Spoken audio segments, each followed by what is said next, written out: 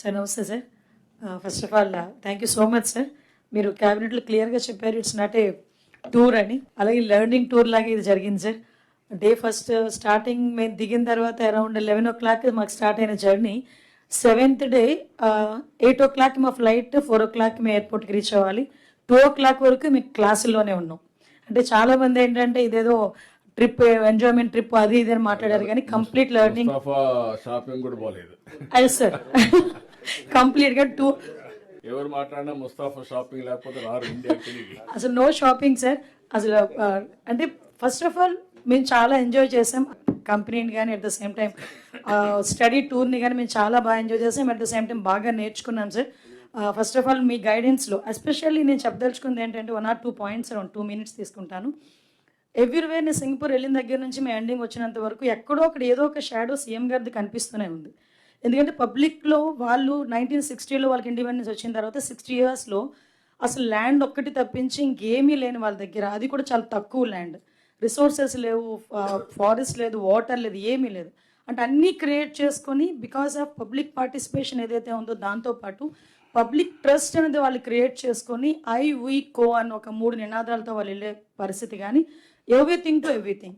Especially నాకు sir వాళ్ళు సింగపూర్లో మేము జర్నీ చేసినంతసేపు కూడా 1996లో సార్ ఏదైతే జన్మభూమి కార్యక్రమం ప్రవేశపెట్టారో అట్ దట్ టైం సార్ 1996లోనే పబ్లిక్ పార్టిసిపేషన్ అన్నది ఇన్నోవేషన్స్లో కానీ, అదేవిధంగా ఇంప్లిమెంటేషన్స్లో కానీ, డెవలప్మెంట్లో కానీ పబ్లిక్ పార్టిసిపేషన్ ఎంత తీసుకొచ్చారో మనందరికీ తెలుసు. దాన్ని అగైన్ 2015లో మళ్ళీ జన్మభూమి మా ఊరు కార్యక్రమాన్ని ఏర్పాటు చేసుకొని అగైన్ దాన్ని మళ్ళీ అక్కడ మంచి తీసుకొచ్చి పబ్లిక్ పార్టిసిపేషన్ తీసుకురావడం. ఇందులోని నేను అబ్జర్వ్ చేసింది ఏంటంటే పబ్లిక్ పార్టిసిపేషన్తో పాటు వాళ్ళు పబ్లిక్ ట్రస్ట్ అన్నది వాళ్ళు ఎక్కువగా క్రియేట్ చేయగలిగారు. అందువలన వాళ్ళు మేజర్ వేలో వాళ్ళు సక్సెస్ అవ్వగలిగారు అన్నది మాకు కొంత అవగాహన ఏర్పడింది. ఈ పబ్లిక్ ట్రస్ట్ కూడా వాళ్ళు ఎలా క్రియేట్ చేశారంటే వాళ్ళు డిఫరెంట్ టైప్ ఆఫ్ కమ్యూనిటీస్ అక్కడ వాళ్ళ దగ్గర ఉండటం, ఆ కమ్యూనిటీస్ అందరినీ కూడా ఒక దగ్గర చేర్చి, ఇందాక మన సత్యకుమార్ గారు చెప్పారు, ఒక దగ్గర చేర్చి అక్కడే వాళ్ళు రీక్రియేషన్స్ కానీ, వాళ్ళకి ఏ డెవలపింగ్ యాక్టివిటీస్ గురించి చెప్పడం కానీ, కమ్యూనిటీస్ ఎంగేజ్మెంట్ చాలా ఎక్కువగా.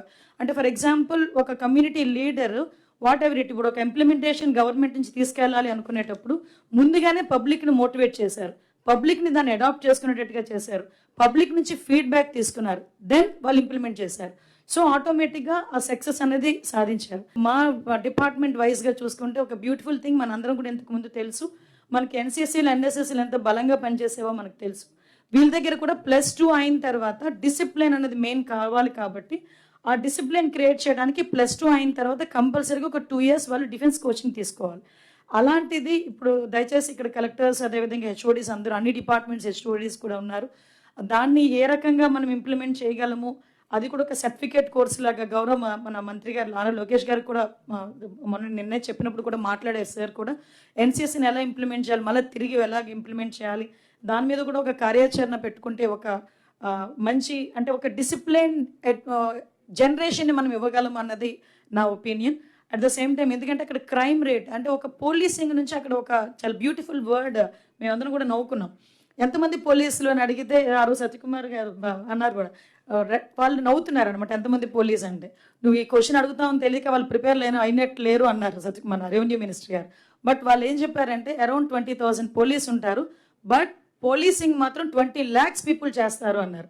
అంటే ఫ్రమ్ పోలీస్ టు పోలీసింగ్, అంటే పబ్లిక్ని కూడా వాళ్ళు పోలీసింగ్ సిస్టంలోకి ఎలా తీసుకొచ్చారు, ఎలా మోటివేట్ చేశారన్న దానికి వాళ్ళకి ఎగ్జాంపుల్గా ఒక వర్డ్ చెప్పారు.